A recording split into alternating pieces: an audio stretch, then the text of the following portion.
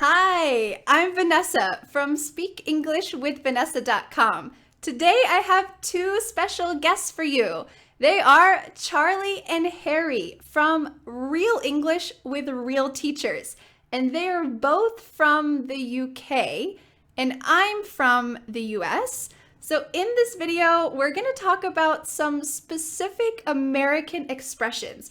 I'm gonna ask them to Charlie and Harry and see if they can guess. Will they know what these expressions mean? Can they guess them? Can you guess them? What do you think these expressions mean? And then they're gonna also help me to learn the British version of these expressions so that I can use them and you can use them accurately in the UK. I also recommend checking out the opposite video, Charlie and Harry asking me British expressions on their channel. So I'm gonna post a link to that video in the description and also at the end of this video so you can learn both American expressions and British expressions. Are you ready to meet Charlie and Harry and enjoy this great conversation? Let's get started. Today I have two special guests, Charlie and Harry. Charlie and Harry are living across the ocean. So would you guys like to introduce yourself? Hello.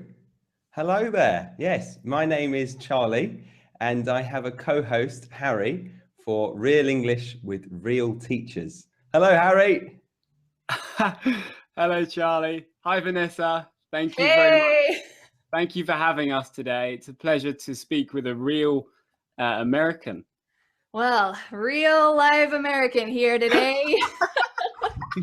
So my goal today is I'm going to try to use some words or phrases that might confuse you. We'll see how it goes. Are you ready for the test? We are, yeah. Hit us. Yeah, so, well, it's winter right now in the US, which means it's kind of cloudy and not too pretty. And in general, my skin is kind of white. It's getting whiter, and I wish that I were tanner. I wish that I had a better tan than I do now, but you know what? It's part of life. Sorry, Vanessa, do you not mean more tanned? I don't mean to correct your English, but is it not more tanned? Well, how would you say that? Well, us British, we normally say, I wish I was more tanned, or I wish I were more tanned, rather than tanner. I've never heard tanner before. Tanner. So you would actually put an ED at the end, tanned. Yeah, tanned. Never tanner. Wow. Okay. Well, do you think it's because maybe in the UK getting a tan is not like a big deal? Yeah, we don't have a tan, so we can't be tanner than Americans. Yeah, it's true. But yeah, we generally, because tan, like you have a tan, so a tan is the noun, whereas our adjective is tanned. So we would never say more tanner. So I don't know at what point in history it got confused. Yeah, it must have been a long boat ride across the ocean going to the US. People were talking about tans and they're a little seasick. Yeah, I think so. Yeah, so as I was thinking about talking to my friend about getting tan, I'm not a big fan of getting a tan unnaturally, but a lot of people in the US want to go to a tanning bed. And it's kind of this place where you sit in this machine and it helps you to get a tan, which I think is kind of lame. But she said to me, "Oh, Vanessa, well, if you want to get a tan, maybe we should go to a tanning bed." And I said, "Oh, no, let's table that idea for the next time because that's not what I want." Table?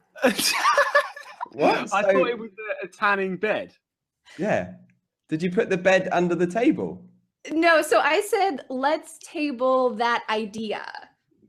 Is table a verb? You use table as a verb? Yes, this is a verb. Tabling something. Wow. It's not like table dancing. No. Have you ever used that as a verb? Like, let's table that idea, or let's table. Usually it's used in like business meetings or in some kind of like with an idea, professional thing? No. Oh, I've never tabled anything. I've never chaired anything. Actually, no, you could chair. In English, we say to chair a meeting or something. oh, right, like to be the leader of the meeting or something. The leader, Exactly, yeah. Yeah, but Harry's more of a table dancer than a tabler.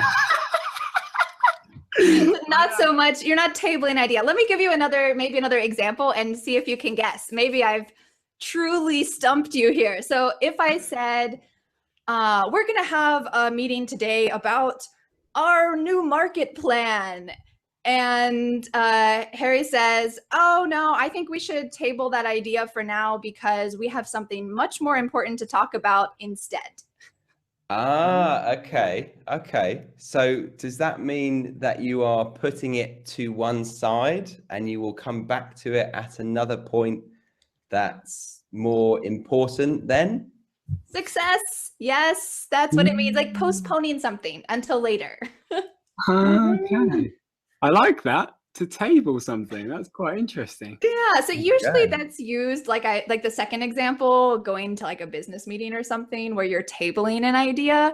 But it's interesting that you've never actually used that as a verb, because I read that in some places in the UK it's used as in the complete opposite way, like let's talk about it more, let's put it on the table and let's explore that idea more, like the exact opposite. Yeah, that would be confusing. Yeah, put something on the table. I know. Yeah, that would be exactly what you said. Yeah. Harry, can you think of an example of this new tabling something and not your table dancing? Yeah. Okay. So you're the English learner here. Yeah, I'm the learner. Okay, so Charlie wanted to discuss our new course for making a video for IELTS students, but I wanted to prepare for today's video with Vanessa. So I said, Charlie, can we park this can we table this idea? There you go. Yes. I suppose that's a British idiom, isn't it? Park it. Park it. Or is that both? Oh, to park so you would say park like parking a car?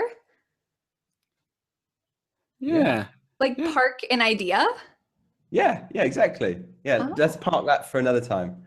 Oh, I've never used that. And I guess I would understand it if you said it like in the context, but that's definitely not something that's in my vocabulary. There we go. So you got to park the idea or table the idea. Nice. Yeah. You can't share it. So I wanted to ask you guys too, when did you graduate from school? I think I left school when I was 16, so that was 2016. Oh, when 2016. You were 16? Sorry, 2016. 2006. Yes. Okay, so you left in 2006. So what about you, Harry? Yeah, I'm the same age as Charlie, so I would have left school at 16 as well. But we didn't have to graduate from school, did we, Charlie? No, we get given freedom at 16. We don't get given a certificate like a graduation or a degree. Oh. So yeah. Why? When did you graduate? Well, I graduated in 2009. But wait, how old are you? I wasn't 16. I was 22. What? And you were still in school? Graduated from university. Yes. Ah, okay. University. Interesting. So for me, school is anywhere that you're sitting in a classroom. High school, college, university, anything. Right. And for us, Harry, what is it? Well, it's school when you're kind of below the age of 16. And then it will be college, where we do our A levels, which is what we do before we get into university, if you're lucky enough to go. And then we're at university, and then at university, right? Yeah. Okay, so if I said to you, oh, I graduated, I'm I'm 29. I graduated from school when I was 22 in 2009, something like that. Would you think that I was just dumb because I graduated when I was 22? I think I've watched a few too American movies to think like that. But yeah, it is definitely different. And for learners, it's something to recognise that British is school after from 16 down, and yeah, college and then university. Yeah, because I know when I was in the UK and I was studying abroad, and people asked, "Oh, why are you here in the UK?" I said, "Oh, I'm in school." And they were kind of like, "Oh, is that a really special program for young people?" But really, I was in university or college. I was doing my Bachelor of English degree, but they thought, "Oh, she's a high school student." Maybe they thought you had been like put back a few years, been delayed. Yes, so I guess for people going to the UK, just be careful about using the word school. Yeah. And I guess it could be confusing if you were speaking to someone, you said, I'm at school in, I don't know, I'm at school in Birmingham, and you were talking to a guy and he found you attractive. Maybe he would think, oh God, this girl is too young. She's cool. Sure. What about if someone were studying abroad, or not studying abroad, like they're a professional and they're taking some time away from work to go to like some English classes in the UK? I would say I'm going to school. Like I'm going to school, even though it's not high school or university or college, but what would you say in that situation? Like, I'm taking some English classes. I'd probably, I don't know about you, Charlie, I would specify what type of school. Maybe I'm going to a language school, or I'm taking English classes here, rather than just generally at school. Yeah, I know another one that might be different. When we take a year out of university, we call it a sandwich year. What? A sandwich year? Yeah. Why? Because it's like the university is the sandwich and the business year is the meat of the sandwich, I guess. Oh, okay. I can see that. On one side, on either side, you have the same thing. But if I said I'm having a sandwich here or taking I'm having a sandwich.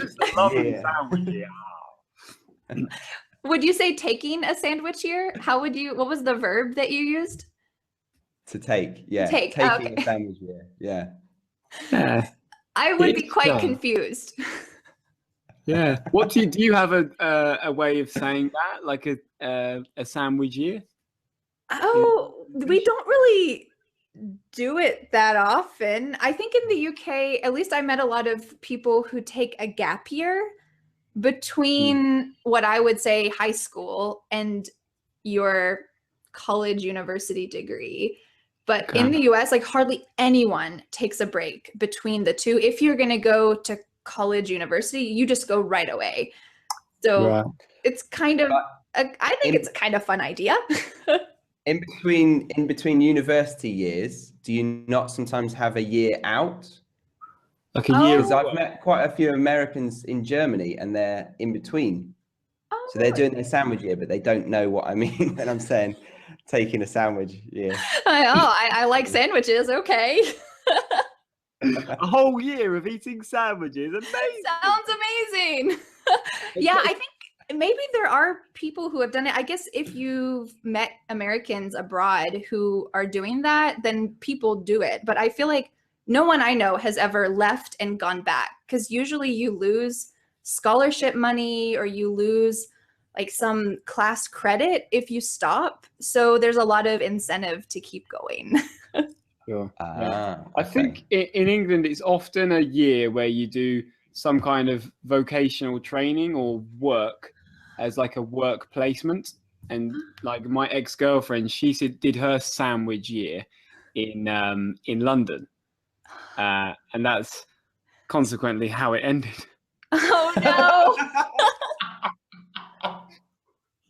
So be careful if you're in a relationship. Don't take a sandwich here. Sorry, today is Valentine's Day and it's just... Oh, I don't mean to laugh. No. I do. Well, I was also going to ask, while we're on this topic of sandwich, how did you pronounce that? I feel like we say that really differently. I say sandwich with a D, but I feel like you didn't say that. Sandwich. Yeah, we soften it, don't we? Sandwich. It's almost like an M. Sandwich. Sandwich. So it's just a soft D. Sandwich. Really strange. Yeah, I feel like for me though, if I wanted to shorten it, I would just say, in kind of a funny way, sandwich. Like, there's a million letters in the middle that are just cut out, but usually sandwich with a stronger D. Okay. There's one word that Americans pronounce probably more phonetically or more accurately. Interesting. Nice. We as a short version of sandwich, we say sarnie. Sarnie? Sarnie. Yeah. One of the most popular foods, if you are hungover from the night before, is a bacon sarnie. Oh, so would you actually see that on a menu written like that, or would you just say it in conversation? Either or. Yeah, I mean, I bet in some cafes it would say bacon and egg sarnie, or there'd be a sarnie list, a list of sarnies. Oh, Yeah. And maybe they'd have to have like a little footnote for Americans, like a sarnie is a sandwich. Exactly. Yeah. It's spelled Sarnie, sarnie. But yeah, Cool. I think it's sometimes on the menu. Well, I Cool. feel like even though I was trying to teach you expressions, I learned a lot too. Yeah, this is molded into quite an organic conversation. Yeah. So far we've got Americans say, I'm tanner than you. And you say what? I'm more tanned. More That- tanned. And I say, let's table that idea. And you say like, park the idea. Yeah, park that idea, or put it to one side, I guess. Okay. I would say put it to one side, but not park. Yeah, I think we say park. I mean, I know I said it, but we No, do we say do, Harry. Yeah, let's park that for another day. Yeah. Yeah, let's just park that. Yeah. Cool. And I say school for everything, and you would just use it for 16 years old and under. Yes, correct. Yeah. And even though I might want to have a sandwich, you're taking a sandwich here. Thanks for explaining your expressions to me. And we're going to do some more, right? On your channel? Absolutely. Yeah, we look forward to having you over on our channel at Real English with Real Teachers. Great. Bye from me. Bye from me. See you later. Thanks so much for watching this conversation with Charlie and Harry from Real English with Real Teachers. Don't forget to check out their version of this video. They ask me questions about British expressions. Some of them I know, some of them I have no idea what they are. So feel free to check out this fun video. I'm going to link to it at the end of this lesson and in the conversation below. And now I have a question for you. When did you finish school? Remember that the American way to use school is any education. It might be high school, it might be college, university, master's degree, PhD. This is all school. In the US, you're studying in a classroom, it's school. So my question for you is, when did you finish school? Thanks so much for learning with us, and I'll see you the next time. Bye. The next step is to download my free ebook, 5 Steps to Becoming a Confident English Speaker. I want to help you master English and speak fluently. Feel free to subscribe so that you don't miss new English lessons. Thanks so much for learning with me. Bye.